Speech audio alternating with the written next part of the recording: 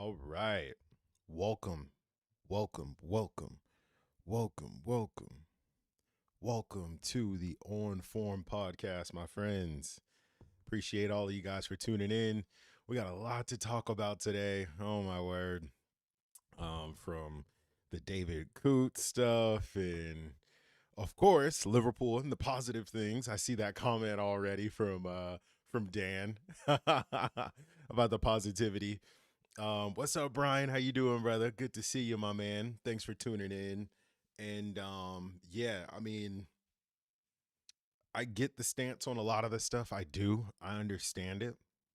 Or some fans are like, "Hey, it's like water under the bridge," and you kind of move on. But as for what the sport will look like moving forward, man, is a whole different kind of question. Is a whole different kind of thing that I think a lot of people are worried about when it comes to the officiating, and I think they've been worried about for a long time, right? As all of us have probably been really worried about for a really long time when it comes to the officiating in the Premier League, and it's making sure it's not biased, making sure it's not influenced by outside, influences and things like that, so we can all have a fair shot at this thing without any bias when it comes to the officiating. And I know we're all human, and it's kind of hard to even really come to a world where all of that's going to even be possible, right?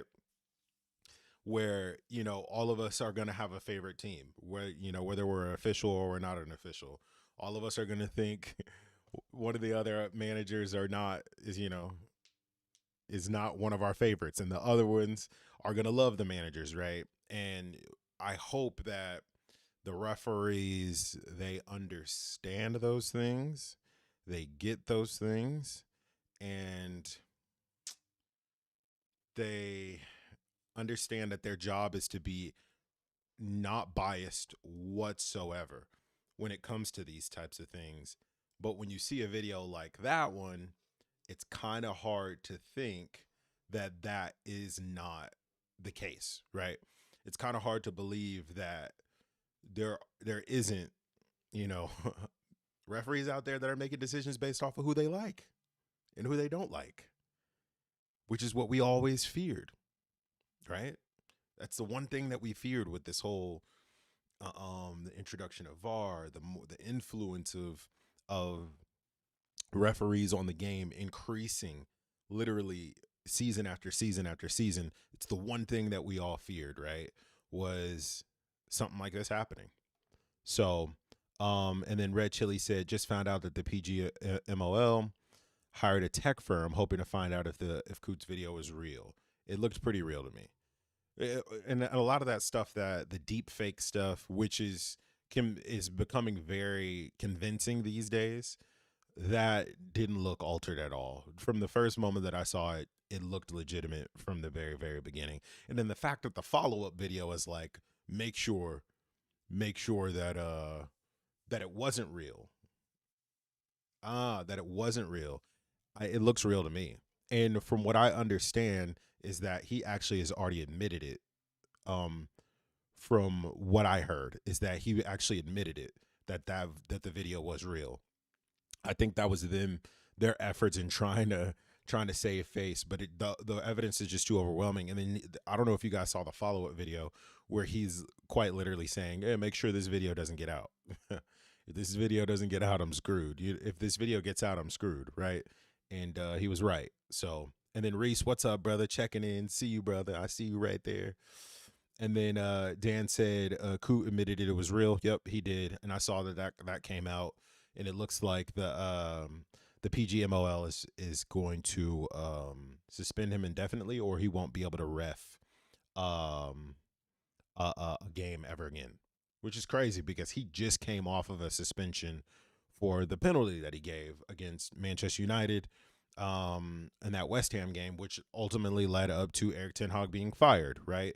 So when people say that, oh, it's all good, like it's water under the bridge, let's just move on from these moments, let's move on from these refereeing mistakes. I mean, people's livelihoods, right, are at stake with these decisions, right? Like obviously Ten Hag's not going to be broke anytime soon, but when we're talking about a team, a bottom half team, we're talking about a team fighting for relegation. That's not the case for a lot of these other teams where they don't get multi-million dollar contracts, where the manager is, trying to make a breakthrough and he doesn't know if this is going to be a long-term thing for him, if he'll ever get another management job. Making sure that these decisions are done the right way is like so important. And you just don't even we don't know the impact of one singular decision on a game, what it can do for the rest of the game, right? Or for a club's well-being as a whole, right? So it's a lot. It's very layered, and I know that he's had some decisions, some questionable decisions with us in the past, and you guys will have to tell me which ones they are. I've seen a couple of them. I think it's like 4 in total. I know it was the Pickford thing that that he went through VVD, and I don't think he even got a red card for that, did he? And then also he was refereeing the Arsenal game where Odegaard dribbled the ball. I remember that one. And then I'm seeing Dan said that Rodri handball he didn't give because cost us the league, and the PGMOL knew about it 4 years ago, and that's why he didn't ref an LFC game for 3 years. I did not know that. I did not know that. And it's kind of ironic that he comes back on a on a on a Liverpool game, and that's his last ever game in the Premier League. So I think that's kind of funny how that ends up working and how poetic that ends up being. So it's crazy. It's corrupt, 100% Red Chili. And it also doesn't look good that a lot of the referees go to Saudi Arabia in the off season, and they coach these random friendlies, and they're paid 6 figures or ref these random friendlies, and they're paid 6 figures to ref these random friendlies that's sponsored by the people who own Manchester City. And it's just like, well, that's, they can take jobs outside of, the Premier League. We can't, keep them from making money outside of the Premier League. That's not right. But I get that. But it's a vested interest in another team that's hosting these events. You know what I mean? Like it's a conflict of interest when it comes to those things. And this is like obviously going like a layer deeper outside of the whole David Coote thing, but just like the referees and the officials in general who are going to Saudi Arabia on the owners of Manchester City's dime, and they're doing these one-off games. They're being paid an absorbent amount of money, and then they come back and then they officiate a Manchester City game. Like, there's no way you can be unbiased when the club that you literally just worked for over the summer just changed your life with life-changing money, and then you go and you officiate a match for them in your day job, your regular job, that you're not going to be biased. There's no way. There's no way. It's exactly, Reese, exactly. Unconscious bias exists in every aspect of life, including football. Every ref is guilty, and it's true. But so, and then Reese says, so I'm not mad about certain outcomes. It happens, but folks have to be right to be angry with Coote's stupidity. Right. And it's true. And I think that's the thing. We do have an unconscious bias, and I don't think we need to amplify it by having all these conflict of interests and things like that. I just don't think we need to do it in the city's case. It's weird. But Coots will be the sacrifice to keep the PGMOLs going in business as usual. The ref situation has been pretty well known that they are biased and make calls on bias. Right. Exactly. And I think this will just be something that kind of keeps everybody off their back. Like what Brian said, they finally did something to one of the refs or to one of the officials. And Coote was on the fence for a long time. I mean, he was suspended from Liverpool matches, which I did not know. And then obviously he just came back from a prolonged expansion.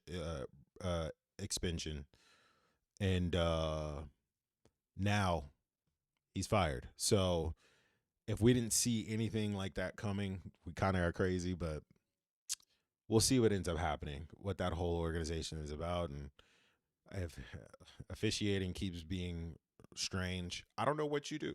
I really don't know what you do in a situation like this. Do you bring in another organization that's probably just going to be very similar to what we already have? Do you how do you change officiating? How do you I just don't know. I don't know how you do it, right?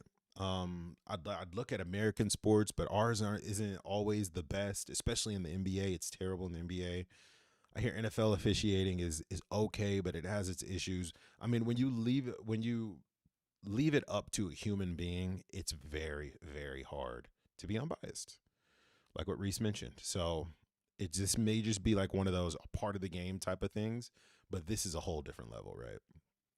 So what up, Trap Joe? Hello, everyone. I see you, brother. I see you. Welcome in, my man. What's your thoughts on the whole David Coote thing and the referees and the officiating and stuff like that? I'm no expert, by the way.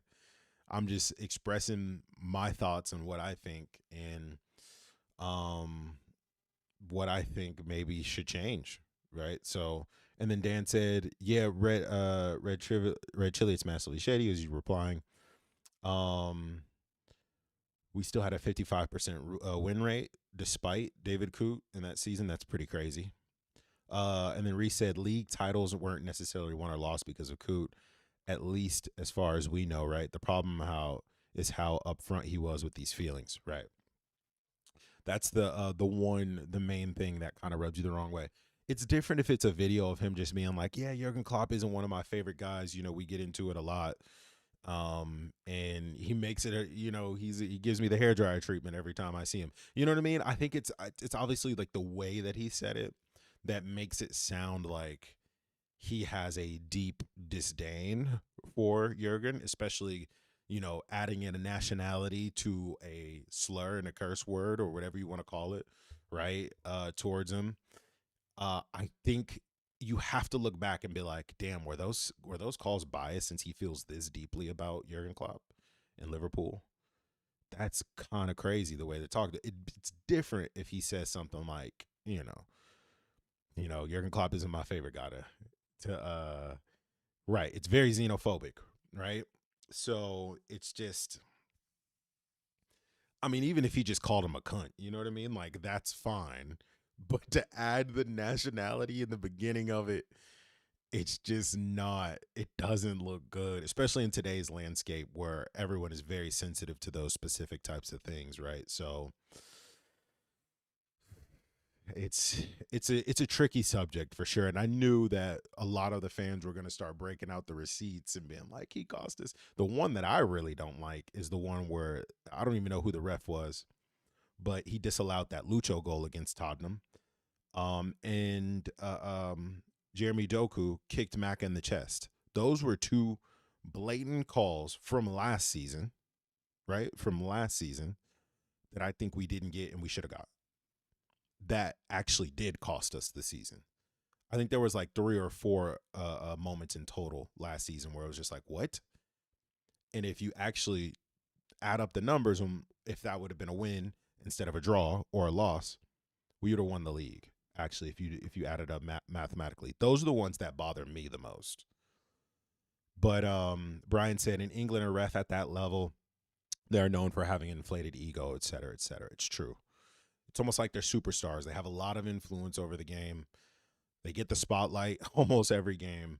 And it's almost like you get the feeling that they're trying to overcompensate for the stardom that's on the field.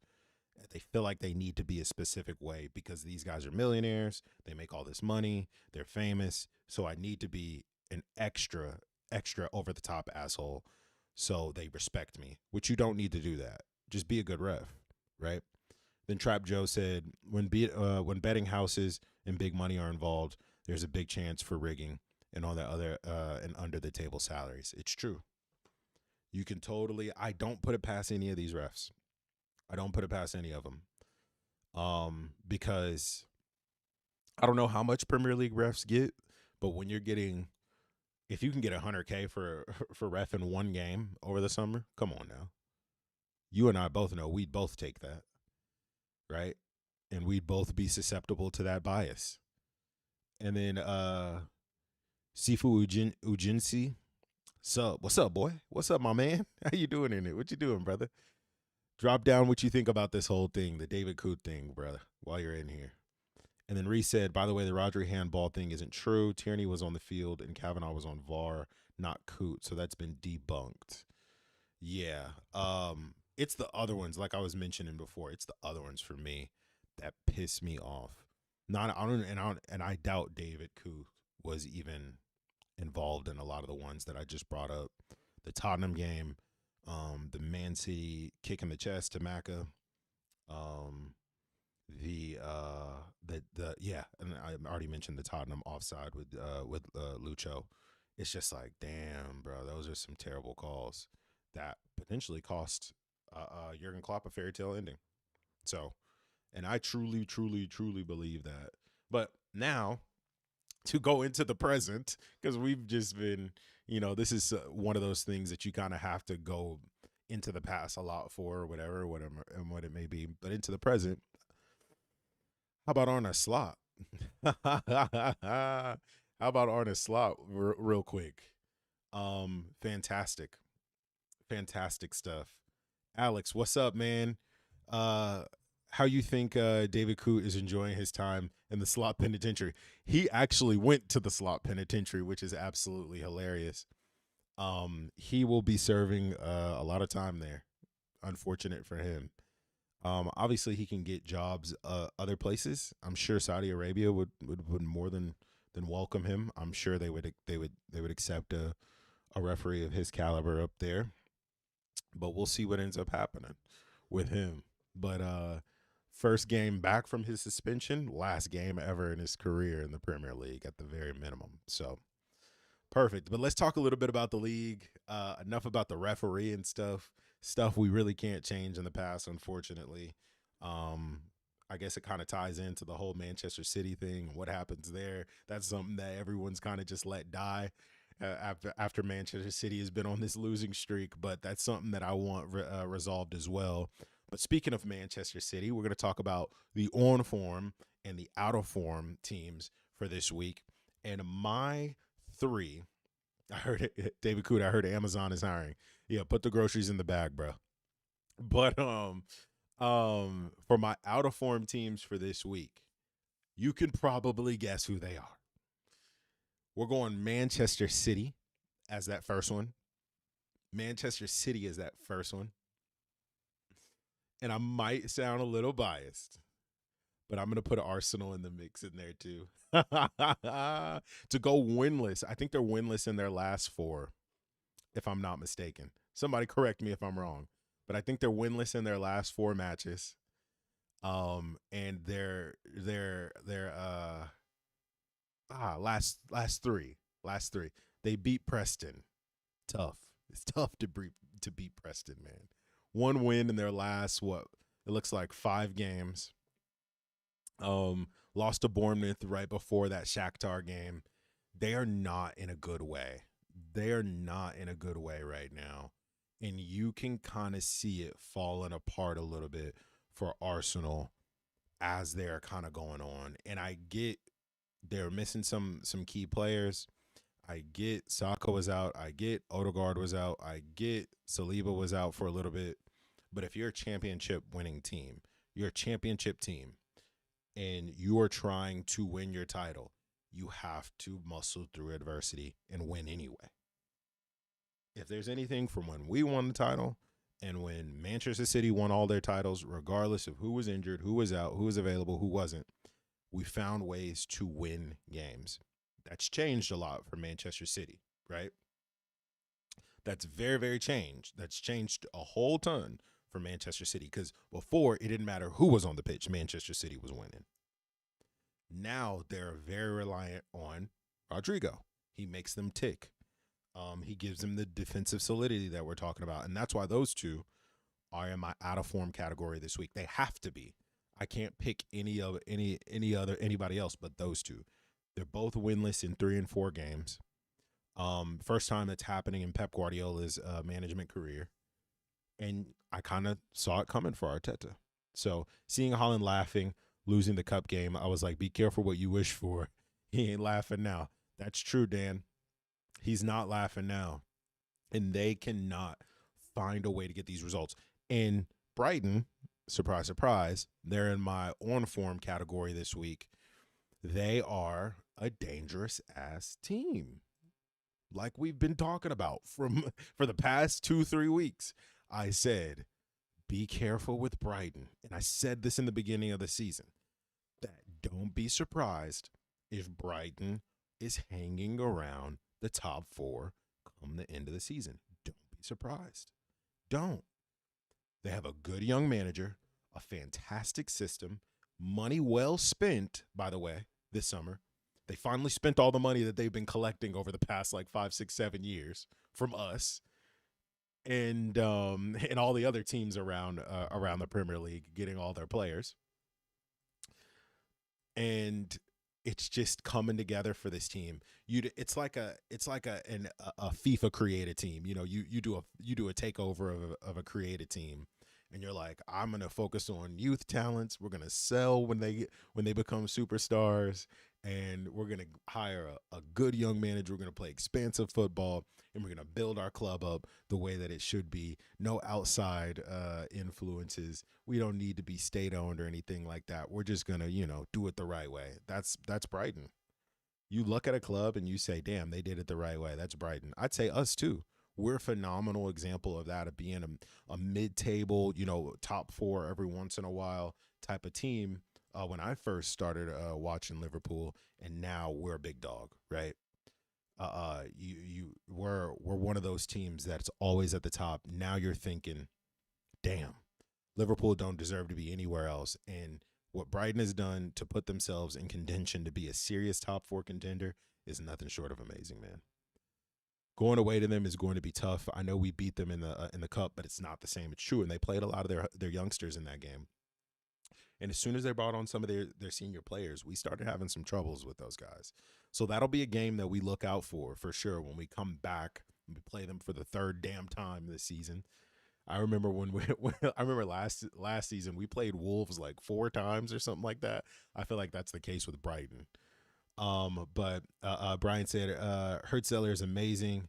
I think a lot of it has to do with him for sure, and also just like the foundation that the Brighton scouting and backroom staff has done really well to build, and that it's not built around a specific manager, kind of like how ours is, right? It's not built around a specific manager that when he goes, it all kind of comes tumbling down, and you got to rebuild. No, the next manager can just build off of what was already there.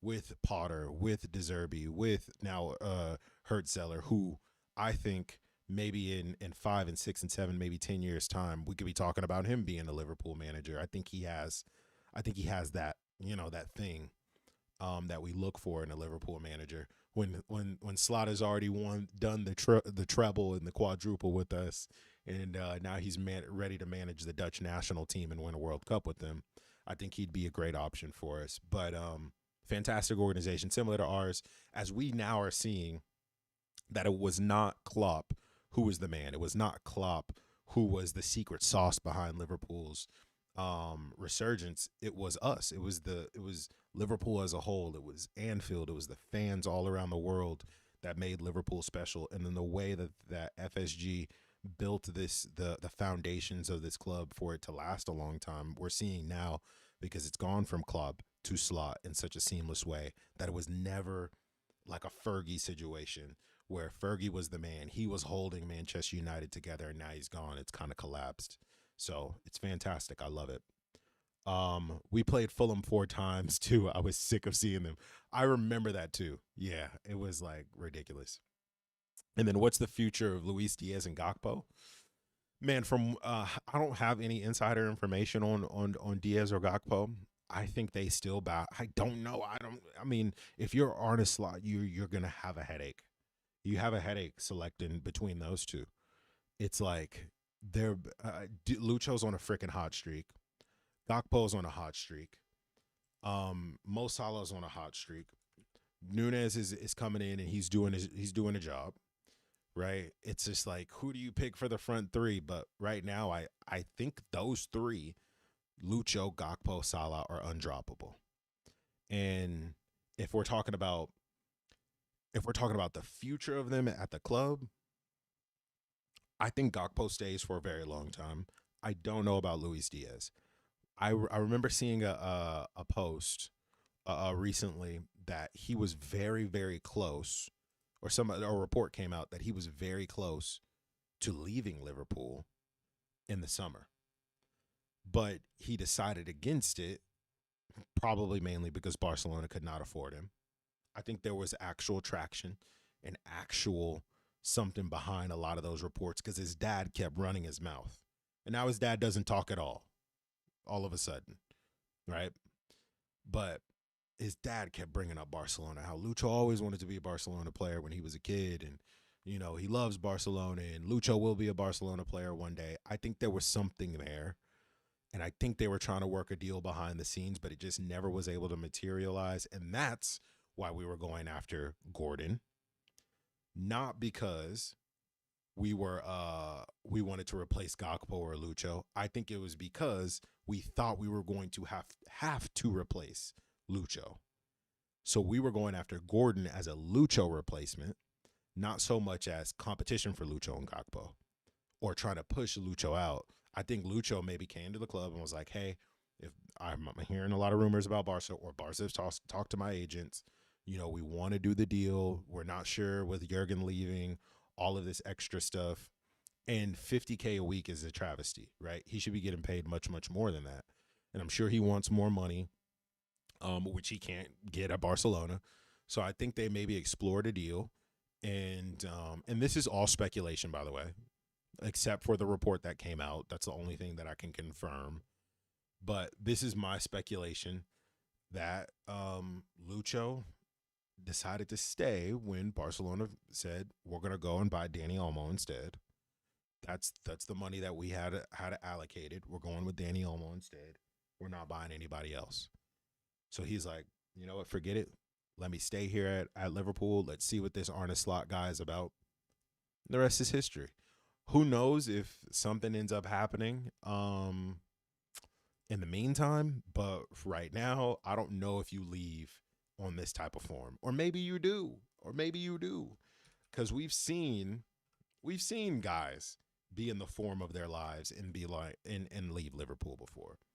Some of our best players ever, right? Luis Suarez, Coutinho, Michael Owen, a lot of these guys that we've seen be in the form of their lives, scoring at will, like Lucho is right now, and leave because they're on a hot streak. Who knows what happens with Lucho? I think Gakpo stays. I think he really likes Liverpool. I think he really likes the city that he lives in. It's a slower pace. He seems like a chill kind of guy from the interviews that I've watched of him. He's kind of like a slice of life type of individual where everything's kind of slower for him. He's not a big, partier into fashion, none of that kind of stuff. I think he likes Liverpool, and I think he likes playing under Arne Slot. I think he has a good relationship with Arne Slot, just from some of the few interactions that I've seen in training and on the pitch. But I think Lucho does get a contract extension. I think they will offer him a contract. I think they'll offer both Lucho and Gakpo a contract extension when it's time, and it'll be up to them if they decide they want to stay. But I think Gakpo stays the most likely out of the two. Yeah. Yeah, give Lucho a pay increase just to play in the middle. He is something else as a false nine. And it's the movement, it's the pace, it's the dribbling. It gives a lot of these big, big defenders so many issues. I don't know if he plays there long term. I'm surprised he never got a chance to play there under Jurgen Klopp, who loves to mix match and move people out of positions. But we'll see. It might be something long term. We might see a Gakpo Diaz Salah combo, right? Gakpo Diaz Salah. Call it GDS or GLS. I don't know what we're gonna call it, but they look good. They look good together. And Nunez is also somebody that's coming into form. I saw a stat from Darwin that he's on like 55 goals and assists and like 120 something or 110 appearances for Liverpool. I think he gets a little bit too much flack, undeserved flack for the numbers that he puts up. They're not terrible. It's not 80 to 100 million worth. That's for sure what we paid for him, but it's not bad. There's forwards with worse numbers than him. But of course, I saw a comment on the channel the other day. It's just like, that's great, but we didn't pay him to only get 55 goals and assists in what, 3 years. And that's true, but who do you replace him with? Who do you go out and get and replace him with that's going to be worth it, and that won't be a similar situation that we have with Darwin, where maybe he's killing it in another league and he comes to the Premier League and finds out it's not that easy. And then we just have two players that aren't bad, but they aren't what we paid them, what we bought, if that makes sense. Right? And then Dan said, with Nunes having a kid could turn him into a beast. Look what happened to Curtis Jones. Nunes has been a dad, so hopefully this kid does something for him. And turns him around. Curtis Jones, it has turned into Iniesta all of a sudden. I don't know what the hell's going on with him.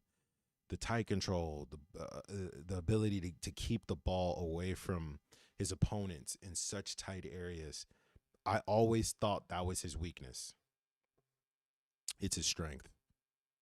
He has been playing outstanding. Could you imagine two Scousers on a world class level playing at Liverpool at one time? Trent and Curtis. I'd love to see that. And then Harvey Elliott getting back into the mix. I know he's not a Scouser, but a semi academy, a product that we bought really young, and he was in and out of the first team in the beginning. But I think he's very special too. We have so much talent. We're so deep at Liverpool in terms of talent. I know a lot of people say we need to buy. But if you actually look at the talent that we have at our disposal at the club, you got Dominic Szoboszlai, who's 23. You got Ryan Gravenberch, who's 22. You got Curtis Jones, who's also 23, and I think maybe turning 24. You got Harvey Elliott, who's 21, 22 years old. You got Connor Bradley, who's 21 years old. You got Morton, who had a phenomenal little cameo, who's 20, 21 years old. You got Stefan Bajcetic, who's out on loan, who's a teenager still. You got, you got Trey Nyoni, who's 17 years old. You got Rio Numuha, who is 17 years old. Like, dude, I could go on and on and on. It's just like, who you going to go get? Who are you getting? Who are we getting? Who are we getting that's better than this crop of youngsters? And the potential and the ceiling that they could potentially be at is outrageous, actually. And you forget that a lot of their senior players are still very, very young. Like, I mean, even Maka is 25. Even Maka is 25 years old, which I think we forget because he looks 30. Because he looks like he's like in his 30s with the beard and all that stuff. But Maka's 25 years old. Like, bruh, we have the midfield set for a few years, maybe 10. If Mac can get the Luka Modric treatment, you know what I mean? And Gakpo is still super young, 24 years old. It's just like, what? That is insane. The only thing that I would look into is maybe, getting maybe a frontline player, one that's like a little bit younger, a Marmouche. I saw someone mention Gyökeres. He would be the one that I'd want. I mean, doing that celebration whenever he scores would just like make my damn life if we got Gyökeres. Best celebration probably in the world right now. I'm hearing he does not want to go to Manchester United and follow Amorim. Let's pray that that's the truth. And I think he's one of the only bona fide goal-getting scorers out there. Like, I'm talking early 2000s type of scorer. I'm talking Luis Suarez era. I'm talking Fernando Torres era. I'm talking Adriano. I'm talking Raul. I'm talking Diego Forlan. These types of finishers that's just like, yeah, he wasn't at a big club, but he was a dog. You know what I mean? Like, we had so many of those forwards back in like the 2008, 2010 era, you know what I mean? And it seems like that breed of forward is just kind of gone. Carlos Tevez, Sergio Aguero was in that era too. Is just ridiculous amount of talent in forward positions, and they were in abundance. Everybody had a good striker, you know what I mean? And now that's not the case, and I think he's one of a rare breed. But speaking of left wing, I don't know how Rio might change the dynamic for Gakpo and Diaz when extension time comes. Kid is already practicing with our top guys. Very good point, Reese. Very good point, which I think maybe changes the stance of Liverpool on how much money they offer Luis Diaz. I think we keep Gakpo, and he understudies Rio. And I don't know if we keep Lucho, because we were so happy to let him leave this past summer, at least from what the reports that I saw. I can imagine FSG trying to cash in on him again. He'll be 20. He's 27 now. He'll be 28 next year. You know how Michael Edwards rolls, guys. He'll be 28 in January. So by the following January after this, the next January transfer window, not this one coming up, he'll already be 29, almost 30. You know how Michael Edwards rolls. You know how he rolls. He does not give contracts to players close, near in their 30s. So that could affect it. We'll see. But Brian said, things are very good right now. That said, what happens in January? How much does Verge, Salah, and Trent contract situation affect in January? I think it affects it tremendously, Brian. I think it affects it tremendously, mainly because a lot of the money that they're probably pulling it all together, knowing FSG, that this is all the money that you have. This is for renewals. This is for also transfers. Make it work. And if we're paying Trent an extra 10, 15, 20 million onto his contract, that's 10, 15, 20 million we cannot use in the transfer window. And same thing with Verge, and same thing with Mo. That money will already be allocated to their contracts, and they won't allow us to use it. So it's going to make it really tricky. And I'm hearing Trent wants to become the highest paid player in Liverpool. He wants to become the highest paid. I'm hearing that, and it's constantly coming out that he wants more money than Mo, and he wants more money than Verge. And I also heard, I guess we'll do off press now, that section. And I also heard that he's already had his mind set on not accepting a contract regardless of how much it is. I'm hearing that a couple times. Again, it's international break. You know, people do this type of stuff. They do baity content and stuff like that. But you have to think there's almost 6 months left in that contract. Why is there no deal signed? Especially for Trent, who is a younger player. I get Salah, I get Verge. They're older players. We may not renew them because of how our structure works. It'd be dumb not to renew them, but how our structure works, sure, I get that. Mainly because how the structure works. I don't agree with it, but I understand it, right? I don't understand not renewing a 25-year-old Trent. That does not make sense to me. It does not line up for me, right?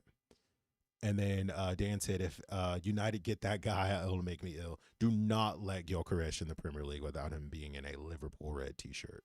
He is going to terrorize the Premier League. The fact that he was able to perform against some top competition in the Champions League makes him even more scary. That always is my telltale sign of a talent. If they can perform in the Champions League, then they can perform in any league. And he's just on fire. He's on fire. And then Brian also followed up, I wish we were keeping Callagher, by the way. He's good enough to be number one if Alisson goes. And he is. I just don't know if he's better than Mamardashvili. I just don't know if he's better than Mamardashvili. I don't know if you've seen any of those Valencia games or any of the games for Georgia in at the Euros. That boy is an animal. He is a special goalkeeper. Alisson went and had a baby. Yeah, Alisson went and had a baby, and it was Gigi Mamardashvili. Like, can you go find me an Alisson dupe? It's Gigi Mamardashvili. He might be a better stopper than Alisson is.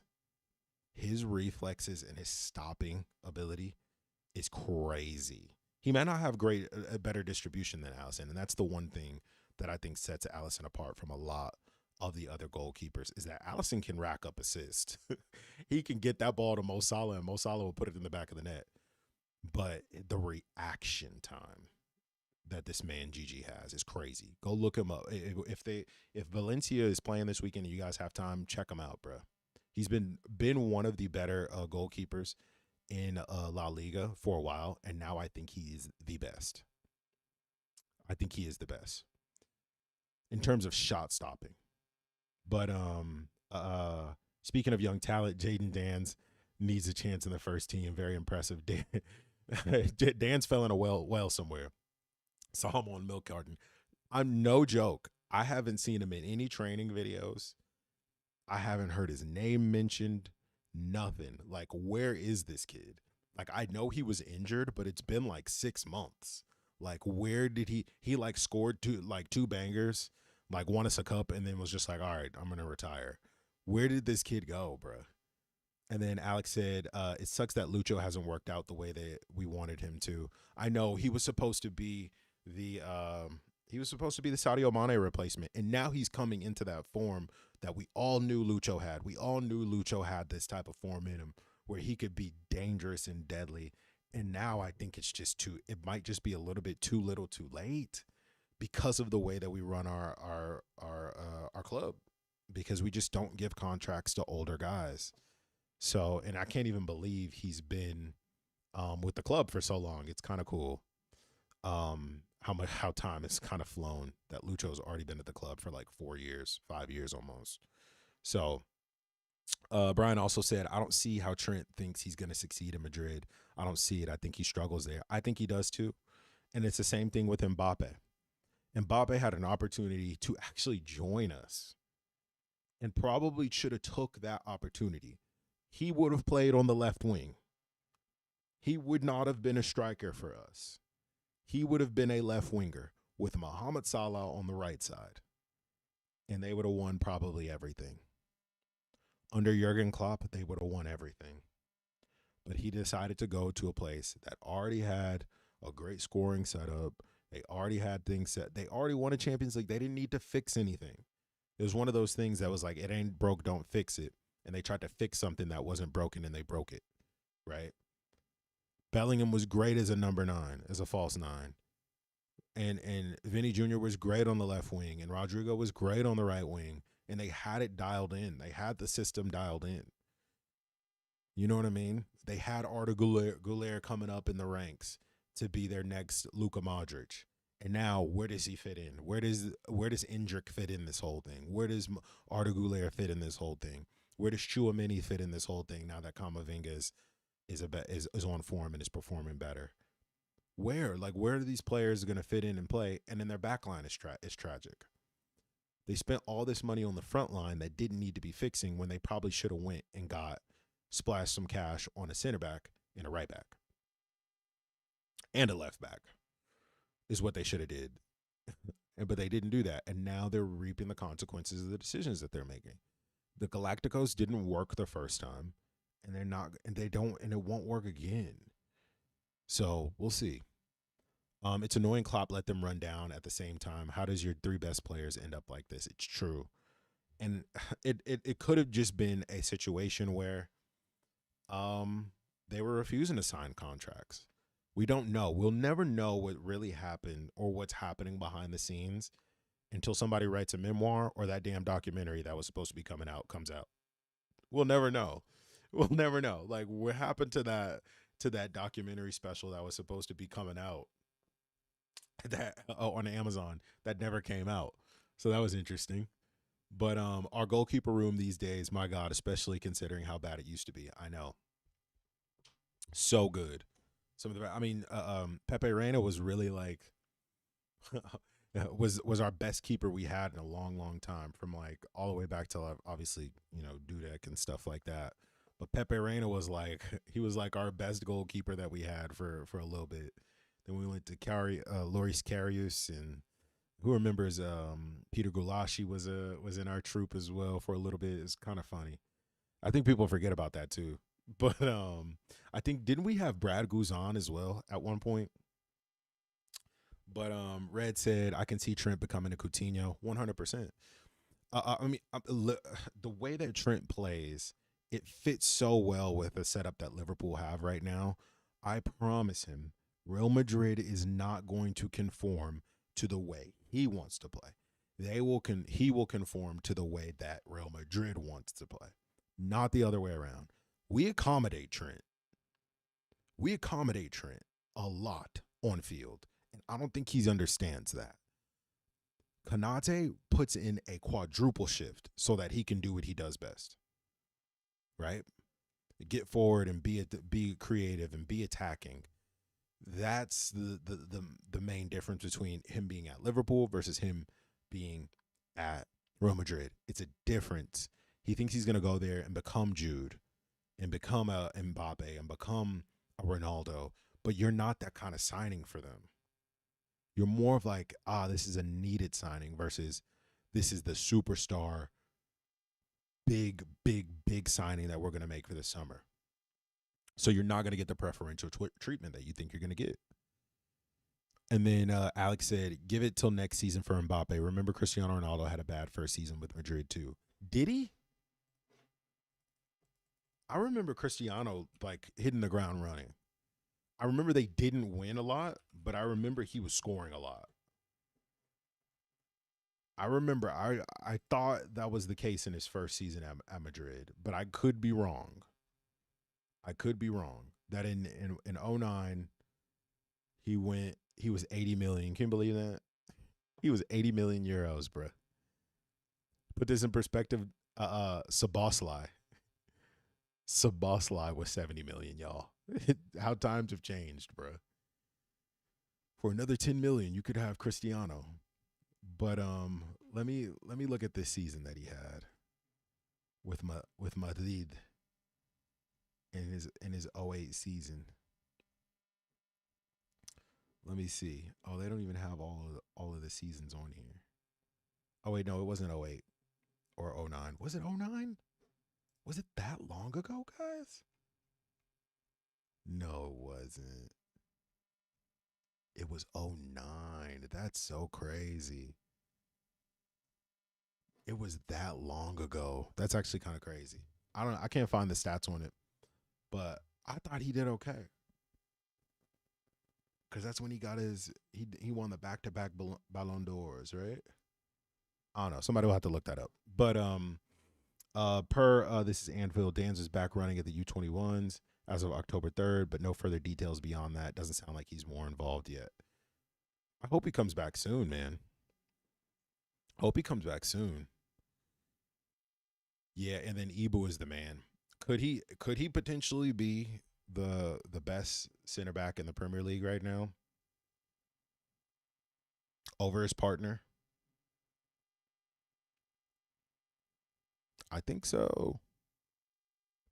I'm gonna be really, really honest. I think so. I'll have to look up the Opta stats on that because I love looking up the Opta stats.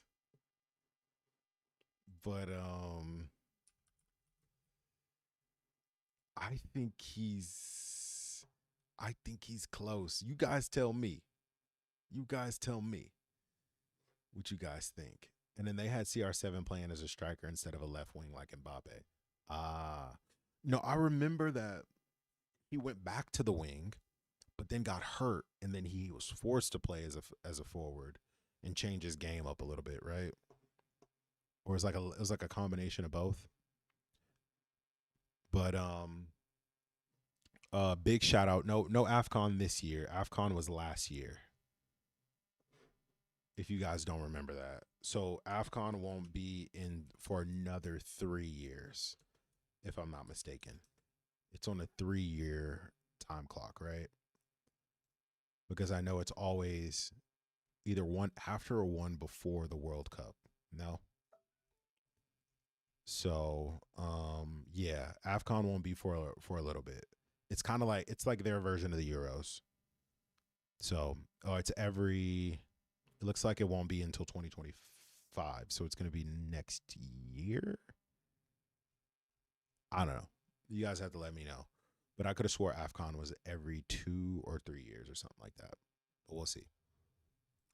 Um, which also makes the Marmouche deal kind of a little complicated as well, right? I'm seeing a lot of chatter on Marmouche as well. All right, guys, I'm bought in. I know I was a Marmouche hater. I know I was an Omar Marmouche hater. But that free kick he banged in, y'all. It got me believing. I'm a believer now. And I think that him and Mo Salah are the only players in Europe right now that are in double digit goals and assists right now, or in 20 goals and assists. 20 goals and assists, I think that's what it is, which would essentially still be the same thing. But I'm a Marmouche believer, not for 70 million, like they're mentioning out there. For not a whole ton of proof of record, I'm giving him I'd say a 50 million is fair for Marmouche, not 70, 80 like I'm hearing. But as for the winners in this week, the on-form category, of course, we're going Liverpool FC. You got to. Top of the league in the Premier League, top of the league in the Champions League, which is now a real league, an actual league, which I love. I don't know about you guys, but I love this new format. It also could be the fact that we are, doing really well in this new format. But what more can you want from an Arne Slot side, man? We are just absolutely humming. This week is going to be great. I'm seeing a lot of people have pulled out of international duty and they're going to be resting. So I think that's a positive thing, especially for our squad. I think Mac is going to travel. So that game back against Southampton, just expect us to rotate a lot of players. I think a lot of especially the guys that are going to be traveling long distances, don't expect to see him there. So I'll be interested to see if Harvey maybe gets a run out in that game. Some of the guys coming back from injury. If Morton gets another shot in there, I'd love to see that as well. So we will see what ends up happening there. As for the other teams that are in the on-form category for me this week, Ipswich. You got to give Ipswich a shout out. Finally getting a win, baby. Taking a huge scalp off of Tottenham. They're finally, clicking in a way that I think that they could have. I think they stave off the drop still. I know it hasn't been great for them, but I still think they stave off the drop. And then honorable mention to obviously Wolves as well. Wolves getting their first win against Southampton. It's kind of like a bottom of a barrel type of battle, but shout out to them. I think they are a talented team that just need to kind of put it together. I don't think they deserve to be in the bottom of the table just from the talent that they have. But we'll see. But my other team would be Brentford, man. Brentford. They Frank has just put together a really great, another one of those organizations that do a really good job in recruiting, that don't overspend, that do it the right way, have a good solid manager that they've been given. They give him time, right? They give him an opportunity to prove himself, and they're 11th in the Premier League, and they're climbing their way up, man. And that's the crazy thing is, like, from 3rd all the way to 11th. It's like the difference is only There's only one game, 3 points, one win.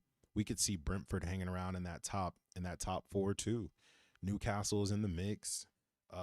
Aston Villa is in the mix. Like, all these teams are still in the mix. Really, the only distance and separation that we're seeing from everyone outside of that top 3, no, I would even say top 2, is us and Manchester City, which is kind of crazy. We're at 28 points, Man City at 23 points.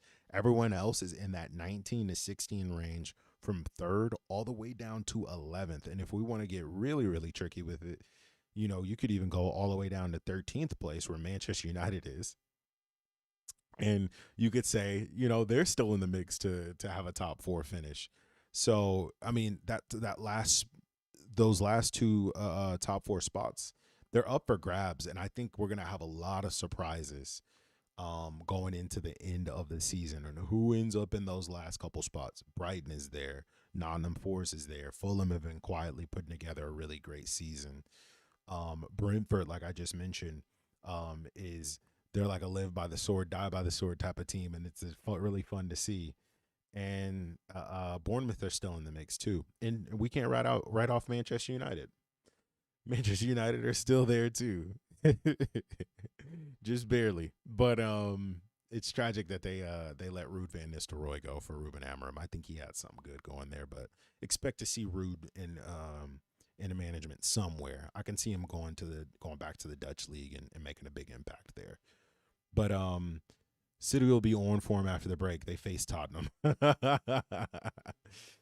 I hope we have a random Tottenham masterclass that they typically are their due one typically. That like randomly Tottenham will just put on a phenomenal performance. They'll look like a huge threat, championship material, and they just randomly just bang in like a 4-0 win against Manchester City. Hopefully we get one of those.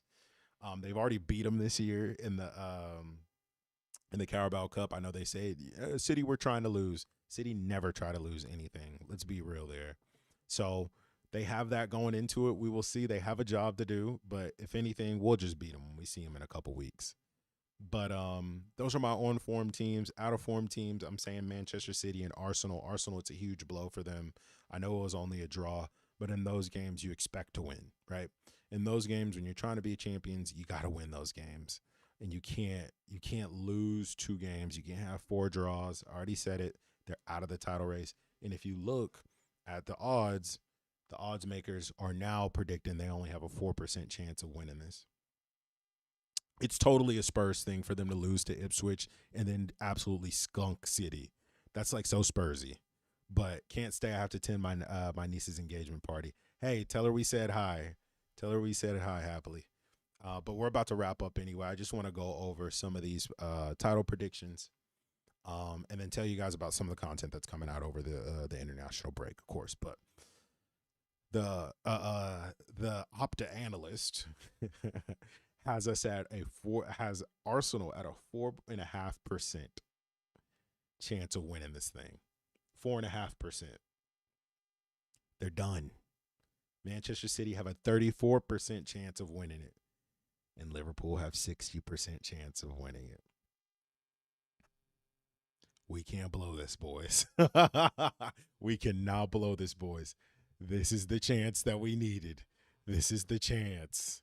This is it, guys. We gotta capitalize on this thing, man.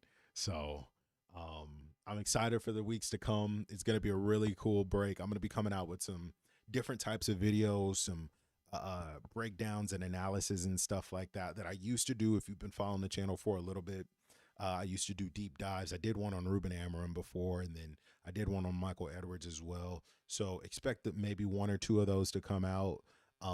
We're still gonna meet. We're still gonna do a podcast on the following Tuesday, even though there's no matches. We'll talk about any rumors, any news, and all of that good stuff. But I appreciate all of you guys. And then Dan said the audacity of Slot winning it on his first try. I mean, really, I'm out of control, outrageous. If he wins it on his first try, guys, we might have to build this man a statue, even if he just does it one time, bro. I mean, Jurgen has one win, one title, and he's getting a statue. We might have to give him one too, especially if he can pull off a Champions League win out of this campaign too. He may have to go on the Mount Rushmore of Liverpool managers, bro. If he's able to pull out a double in his first season, a Champions League and a Premier League double in his first season, Manager of the Year, Mo Salah gets the Ballon d'Or. And depending on how things go, maybe Queven Callagher gets a Golden Glove. Who knows, dude? If Allison comes back healthy or not, or if Slot changes his mind and decides to go with Callagher as the number 1 for a little bit, I don't know. We'll see what happens. Anything can happen. We're living in a crazy ass reality right now, where we've had a brand new manager that was essentially, for the most part, almost unknown, come in and turn the entire league on its head and shake everything up. Unbelievable stuff. So I appreciate all of you guys for tuning in to this edition of On Form. Of course, you guys will be able to listen to this again here on YouTube, and then all of your streaming platforms as well on Thursday. Appreciate you all. Drop down below who's been your man of the season, your player of the season so far this year. And then we'll kind of go from there, guys. So awesome. I appreciate you guys. We'll see you on the next one.